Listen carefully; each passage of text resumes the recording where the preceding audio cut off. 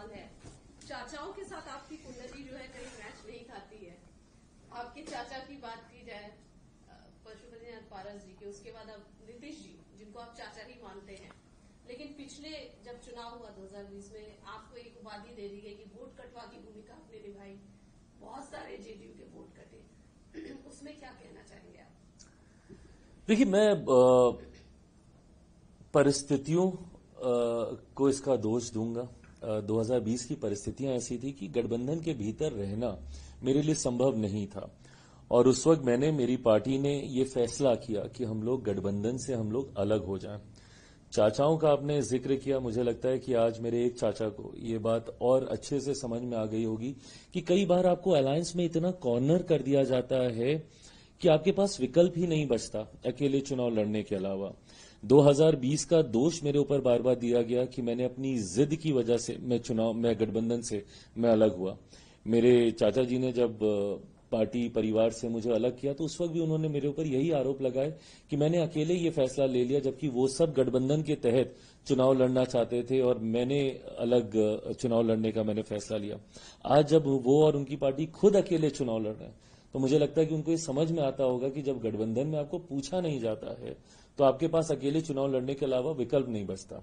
मेरे पास जरूर उस वक्त ये विकल्प था कि मैं महागठबंधन की ओर जा सकता था, पर मेरा समर्पण मेरे प्रधानमंत्री के प्रति इतना था कि मैं गठबंधन से अलग भी हुआ, पर मैं प्रधानमंत्री जी के सामने या उनके प्रत्याशियों के सामने मैंने अपने प्रत्याशी ना के बराबर मैंने उतारे।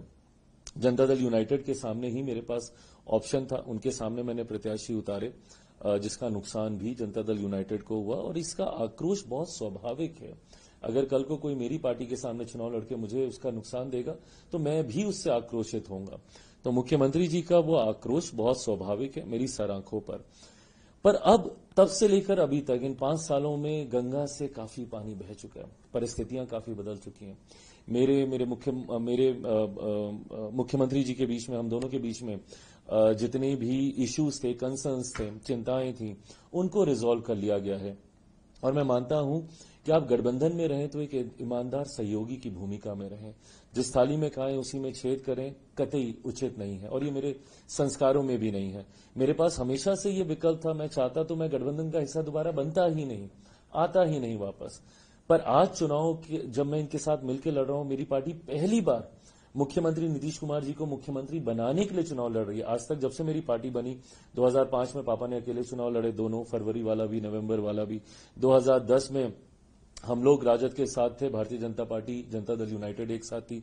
2015 में जब हम लोग भारतीय जनता पार्टी के साथ आ गए तो मुख्यमंत्री जी की पार्टी राष्ट्रीय जनता दल के साथ जाके महागठबंधन की सरकार बन गई थी, और 2020 में तो मैंने अकेले चुनाव लड़ा था।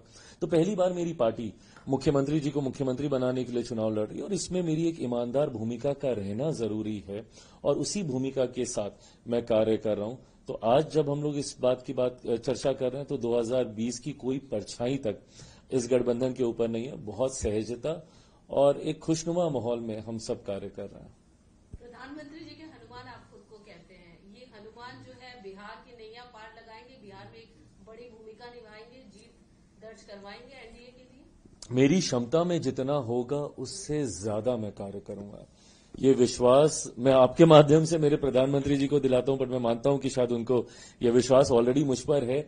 इसीलिए एक सांसद वाली पार्टी को उन्होंने 5 सीटें दी लड़ने के लिए। मेरे लिए बहुत बड़ी बात है। जब कोई मुझसे सवाल पूछता है ना कि क्या आप नाराज हैं, मैं कई बार मैं सोचता हूं कि ये सवाल ही कैसे आ सकता है। मैं इससे ज्यादा खुशनसीब अपने आप को क्या मानूंगा। मैंने गठबंधन की राजनीति में आज तक मैंने कभी नहीं देखा कि किसी कम सीटों वाली पार्टी को ज्यादा सीटें दे दी गई। ज्यादा वाले को कम जरूर किया गया।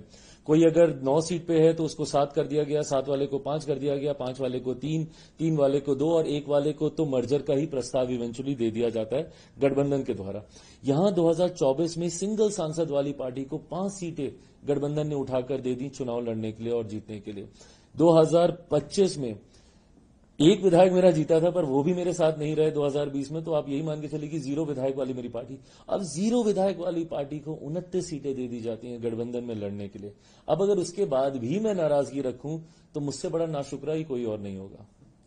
प्रशांत किशोर को कैसे देखते हैं? प्रशांत किशोर ने जिस तरीके से आप लोगों पर बहुत सारे आरोप लगा रहे, कभी सम्राट चौधरी के डिग्रियों को लेकर, आप फिर भी आरोप लगाए कि आपने पैसे लेकर रीफ्रेज मेरे ऊपर नहीं, मेरी पार्टी पे उन्होंने पार्टी जरूर। के ऊपर जरूर, हाँ, कि आप लोगों ने पैसे दिए और उसके बाद शामोदी को टिकट दिया, इस तरीके के आरोप भी लगे, हालांकि उस पर अभी ये मामला चल भी रहा है। आप इसको कैसे क्लैरिफाई करेंगे? देखिए, मुझे लगता है ये दो लोगों के बीच की लड़ाई है, जिसमें बिना मतलब घुन की तरह मेरी पार्टी इसमें पिसी, उनकी और अशोक जी के बीच का ये विषय था।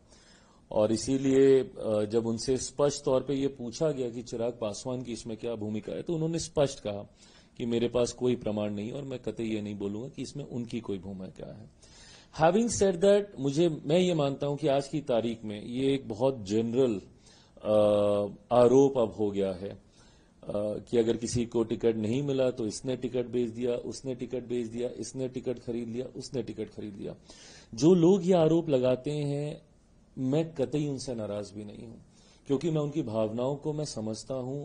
I feel them, I literally feel them, क्योंकि मैं जब एक पार्टी को हेड करता हूं, मेरी खुद की भावनाएं मेरे पार्टी के हर कार्यकर्ता के साथ है, जिसको दिन रात धूप गर्मी धूल मिट्टी में मैंने मेहनत करते हुए देखा। और जब मैं उसको टिकट नहीं दिला पाता, जब आप ये पूछते हैं ना कि नेगोशिएशंस में इतने राउंड क्यों हुए, क्योंकि हम लोग एक एक सीट पे एक एक कार्यकर्ता के लिए लड़ रहे होते हैं, एक एक व्यक्ति के लिए हम लोग लड़ रहे होते हैं कि किसी तरीके से ये चुनाव लड़ जाए, ये चुनाव लड़ जाए। बट जब आपकी इतनी बड़ी पार्टी होती है, पिछली बार मैंने 137 सीटों पे चुनाव लड़ा था, आज मैं मात्र 29 सीटों पे चुनाव लड़ रहा हूं। कम ज्यादा लोग आए गए होंगे इन 3 साल 4 साल में, बट गिरी से गिरी हालत में भी मेरे पास 100-110 के करीब मेरे पास प्रत्याशी थे जिन्होंने चुनाव लड़ा था, जिनकी उम्मीदें थी चुनाव लड़ने की। बट आज जब मैं उनमें से मात्र 29, या उसमें भी जब आप सहयोगी दलों के साथ एडजस्टमेंट करते हैं तो वो 29 की भी संख्या पूरी नहीं कर पाते, तो जब आप सबको नहीं चुनाव लड़ा पाते, दुख मुझे भी बहुत ज्यादा होता है। और मैं तो भाई धन्यवाद करूंगा, क्योंकि मैं इनकी जगह होता तो शायद मैं और बहुत आक्रोशित हो जाता कि 5 साल मैंने मेहनत की और आपने इसका ये सिला दिया। तो ऐसे में मैं उनके आक्रोश को भी मैं पूरी तरीके से मैं सम्मान देता हूं। गुस्से में इंसान बहुत सारी बातें बोल जाता है, मैं मानता हूं कि शायद वो खुद भी बाद में इन बातों को मानते नहीं है। 1-2 साल बीतते हैं, फिर सब वापस आते हैं, सबके साथ हम लोग वैसे ही बैठते हैं, फिर एक नए रन की हम लोग तैयारी करते हैं। तो इन आरोपों के तब तक कोई मायने नहीं है जब तक प्रमाण नहीं हो। बट हाँ, अगर प्रमाण कभी सामने आए तो चिराग पासवान सबसे पहला व्यक्ति होगा। भाई, मेरी रगों में एक ऐसे नेता का खून है जिनके ऊपर कोई 1 रुपया तो क्या 1 पैसे तक का आरोप नहीं लगा पाया। 5 दशक 50 साल से ज्यादा वो सक्रिय राजनीति में रहे। ऐसे में मुझे कतई जरूरत नहीं है ऐसे कोई भी कार्य करने की, और मैं मानता हूं मेरी पार्टी के भी किसी नेता कार्यकर्ता को ऐसे कार्य करने की जरूरत नहीं है। बट हाँ, मैं पुनः विश्वास दिलाता हूं कि किसी भी दिन मेरे सामने अगर ये प्रमाणित करके कोई लेकर आया कि इसने सीट के लिए ये लेन देन किया है, तो सबसे पहला व्यक्ति चिराग पासवान ही होगा उसके ऊपर कार्रवाई करने वाला। विरोधियों की बात कर लेते। प्रशांत किशोर पहली बार चुनाव मैदान में उतर रहे, जनसुराज पार्टी, कैसे देखते हैं इस पार्टी को? क्या है, बहुत क्लेम कर रही है, दावे कर रही है कि हम ही जीतेंगे और हमारी सीधी टक्कर एनडीए और जनसुराज की है, महागठबंधन तो बिल्कुल साइडलाइन है, उनका जो बयान है। मुझे नहीं पता, क्योंकि मैंने बहुत ज्यादा ध्यान केंद्रित किया नहीं जन स्वराज के ऊपर कि वो लोग क्या कर रहे हैं, जनता के बीच उनकी कितनी पकड़ है। मैंने हमेशा किसी भी लकीर को छोटा करने से आता अपनी लकीर को इतना बड़ा करते जाओ कि कोई दूसरा आपकी टक्कर में रह ना पाए। मैंने हमेशा अपनी मेहनत पे कार्य करने का मैंने प्रयास किया और वही अभी भी मैं कर रहा हूं। हैविंग सेड दैट, मैं ये भी मानता हूं, मैं बिहारियों की बुद्धिमत्ता पर मैं बहुत विश्वास करता हूं और मेरा ये अपना भी अनुभव है, मेरा ये अपना व्यक्तिगत अनुभव है, क्योंकि 2020 में मैं भी अकेले चुनाव लड़ रहा था और उस वक्त की भी आप तस्वीरें निकाल के देखिएगा, वीडियोस निकाल के देखिएगा, जिस तरीके से भीड़ आती थी मेरे रोड शो में, जिस तरीके से माहौल बनता था, कहीं ना कहीं मैं भी इसी कॉन्फिडेंस में था कि एक अच्छी संख्या के साथ मैं उस चुनाव को जीतूंगा। बट इवेंचुअली होता क्या है, क्योंकि बिहारी इतने समझदार हैं और राजनीतिक दृष्टि से खास तौर पर मैं इस बात को मानूंगा, क्योंकि मैं देश भर में घूमा हूं, हर एक राज्य में मैं गया हूं, and I have not seen this kind of political knowledge रखने वाले लोग मैंने बाकी ना के बराबर किसी राज्य में देखे। उत्तर प्रदेश में जरूर फिर भी मुझे ऐसे दिखते हैं। तो बिहारी क्योंकि राजनीतिक तौर पर इतने जानकार होते हैं कि वो इवेंचुअली अपना मत वेस्ट नहीं करते हैं।